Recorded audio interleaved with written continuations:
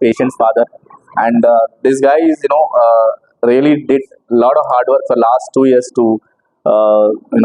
to cure his baby. And నా support నా ఎంత రోల్ ఉందో పాపం ఇతను చేసిన టైం అంటే ఎవరైనా అందరికి పని ఉంటాయి, అన్ని పనులు వదులుకొని ప్రతి వారం ట్రీట్మెంట్కి రావడం అనేది అంత చిన్న విషయం కాదు.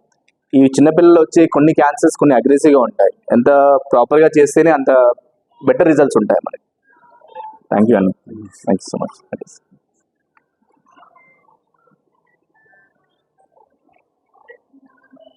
నా పేరు సో మా పాప 8 years baby last 2 years back pelvic sarcoma cancer వచ్చింది. సో ఫస్ట్ యూరిన్ ప్రాబ్లం వచ్చిన తర్వాత సర్కోమా దగ్గరికి వెళ్ళాము. సార్ ప్రిఫర్ చేశారు. సో సార్ ఎప్పుడైతే నాకు సార్ దగ్గరికి వెళ్ళామో అప్పటి నుంచి సార్ నాకు మోరల్ సపోర్ట్ చాలా సపోర్ట్ ఇచ్చారు. పాపకి ఏం కాదు నేను ఉన్నాను, నేను చూసుకుంటాను అని చాలా సపోర్ట్ చేసి సార్ కీమోస్ చేశారు. ఇప్పుడు మా పాప ఓకే ఫైన్ బాగుందండి ఇప్పుడు.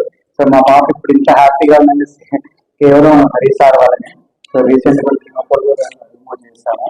సో హరి సార్ సో ఏంటంటే 100% షూర్ సార్ అయితే #1 డాక్టర్ సార్ మాకు sure. Thank you so much.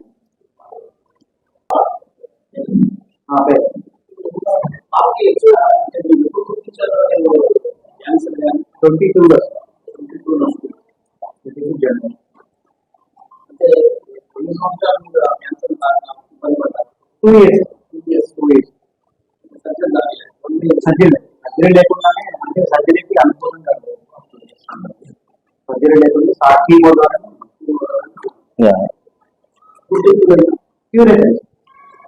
Cancer clear. కాకపోతే మనం చెప్పాను కదా మీకు ఒక 5 years వరకు మనం ఫాలోఅప్ లో ఉంచాలి. మొత్తం క్యూర్ అయినాక కూడా పేషెంట్ కి ఫాలోఅప్ అనేది చాలా ఇంపార్టెంట్.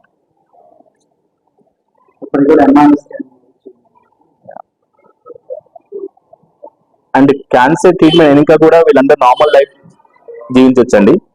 అంటే ఇప్పుడు పాప ఉన్నట్టు స్కూల్కి వెళ్తుంది, దానికి join school and cancer treatment తర్వాత కూడా ఇది ఉండకూడదు. క్యాన్సర్ ట్రీట్మెంట్ అయినాక కూడా వాళ్ళు normal life, normal job, normal you can go for marriage and they can have children. So that is very important. మనకి ఒక ట్యాబు ఉంటుంది, క్యాన్సర్ ట్రీట్మెంట్ తాకితే వస్తుందను, వాళ్ళు తిన్న కంచెంలో తింటారు, చాలా మిస్ ఉంటాయి. ఇవన్నీ రాంగ్ అండి. So we have to treat them as normal as possible once they come back to their normal life. Hair loss ఉన్నా మళ్ళీ వస్తుంది, వాళ్ళకి ఉండే బాడీలో ఏమన్నా బాడీ పార్ట్స్ లో ఏమైనా ఎఫెక్ట్ అయినా మళ్ళీ రికవర్ అవుతాయి. మన బాడీకి చాలా మంచిగా రోగనిరోధక శక్తి ఉంటుంది, కెపాసిటీ ఉంటుంది. దెబ్బ తగిలితే మనం ఫ్రాక్చర్ అయితే మళ్ళీ ఫ్రాక్చర్ అవ్వడానికి ఒక 6 months పడుతుంది. క్యాన్సర్ ట్రీట్మెంట్ కూడా అంతే. క్యాన్సర్ ట్రీట్మెంట్ తర్వాత మన బాడీలో ఎలాంటి సైడ్ ఎఫెక్ట్స్ ఉన్నా అవన్నీ 6 months లో అన్ని రికవర్ అవుతాయి. సో వాటర్ వల్ల క్యాన్సర్ ఏం కాదు సార్, మనకి మెయిన్ గా ఫుడ్ అనేది జంక్ ఫుడ్ కానీ అండ్ ప్రాసెస్ మీట్ అది అపోహ అండి, ఏం కాదు. ప్రాసెస్ మీట్, మిల్క్ కూడా కొంతమంది ప్రాసెస్ మిల్క్ ఉంటుంది. సో ఈస్ట్రోజన్ ఇండ్యూస్డ్ మిల్క్ కానీ అండ్ కలరింగ్ ఏజెంట్స్ వాడతారు మన జంక్ ఫుడ్ లో.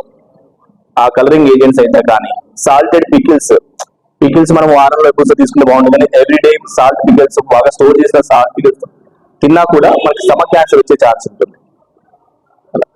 And long exposure to dust, మన ప్రొఫెషన్ ప్రకారం కొంతమంది రెగ్యులర్ గా పొల్యూటెంట్స్ మధ్యలో లైక్ ట్రాఫిక్ పోల్ కాన్స్టెప్ట్స్ అయితే కానీ ఫార్మర్స్ కూడా డైలీ పెస్టిసైడ్స్ స్ప్రే చేయాల్సి ఉంటుంది వాళ్ళకి.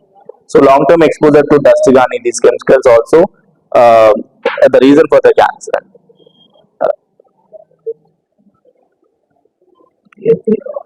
ఓకే, ప్రతి క్యాన్సర్ వెళ్ళి తొలి దశలో ఖచ్చితంగా క్యూర్ చేయొచ్చు. నివారణ అంటే మనం ముందే ప్రివెన్షన్ అనేది మనం నేను చెప్పేది ప్రికాషన్స్ ఉన్నాయో అన్ని క్యాన్సర్స్ కి పనికొస్తాయి ఎక్సెప్ట్ జెనెటిక్ క్యాన్సర్స్. కొంతమంది ఫ్యామిలీస్ లో జెనెటికల్ క్యాన్సర్స్ కూడా వస్తాయి, బ్రెస్ట్ క్యాన్సర్స్ కానీ ఓవరియన్ క్యాన్సర్స్ కానీ.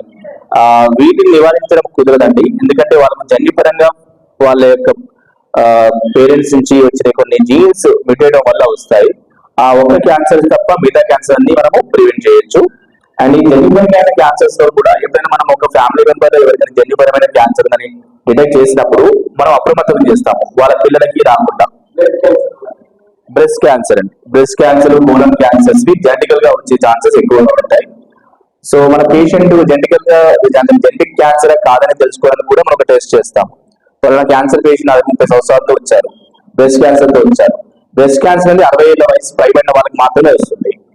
కానీ కొంతమందికి ఈ మధ్య కాలంలో మనం చాలా 40-50 సంవత్సరాలు చూస్తున్నాము, 30 ఏళ్ల వయసులో చూసాము. నేను చూసిన 23 ఏళ్ల వయసులో కూడా బ్రెస్ట్ క్యాన్సర్ చూసాను.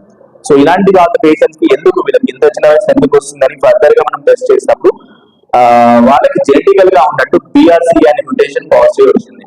సో ఇలా BRCA మ్యుటేషన్ పాజిటివ్ వచ్చిందంటే అది ఆమెకు సంబంధించిన క్యాన్సర్ జెనెటికల్లీ హెరిడిటరీ క్యాన్సర్ గా నిర్ధారణ చేసుకుని తనకి ఫ్యూచర్ లో ఎవరైనా వాళ్ళ సిబ్లింగ్స్ అయితే కానీ తనకు పుట్టవే పిల్లల గురించి కానీ ముందే అప్రమత్తం చేస్తాం. ఈ పలానా జీన్ ఉంది, సో వాళ్ళకి వచ్చే ఛాన్సెస్ కూడా ఉంటుందని ముందు నుంచే వాళ్ళని అప్రమత్తం చేసి స్క్రీనింగ్ ముందు నుంచే చేస్తాం.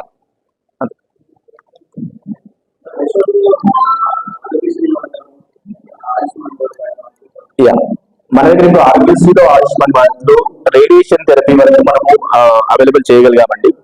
ఫ్యూచర్ లో ఇంకా కీమోథెరపీ సజెస్ట్ కూడా వచ్చే ఛాన్సెస్ ఉన్నాయి ఆయుష్మాన్ భారత్ లో. అవైలబుల్ ఉంది మన దగ్గర. ఏంటంటే సారీ అవైలబుల్ అండి మన దగ్గర. ఆరోగ్యశ్రీలో ఓన్లీ రేడియేషన్ థెరపీ, మిగతా కూడా అవైలబుల్ ఛాన్సెస్. అండ్ అన్ని క్యాన్సర్స్ కి అడ్మిషన్ అవసరం ఉండదండి. కొన్ని క్యాన్సర్స్ కి ఓపీడీ బేసిస్ లోనే ట్రీట్మెంట్ ఉంటుంది. సో క్యాన్సర్ రాగానే నాకు అడ్మిట్ అవ్వాలి, ట్రీట్మెంట్ చేయించుకోవాలని ఉండదు. చాలా మంది ఇప్పుడు నా దగ్గర బ్లడ్ క్యాన్సర్ పేషెంట్స్ కి సింపుల్ టాబ్లెట్స్ తో కూడా ఫాలోఅప్ చేస్తాను, 3 months కి ఫాలోఅప్ చేస్తాం. సో అన్ని క్యాన్సర్స్ కి ఒకేలా ట్రీట్మెంట్ ఉండదు, అన్ని క్యాన్సర్స్ కి కీమోథెరపీ అవసరం ఉండదు, అన్ని క్యాన్సర్స్ కి సేమ్ టెస్ట్ ఉండవు, అన్ని క్యాన్సర్స్ కి సేమ్ ట్రీట్మెంట్ ఉండదు.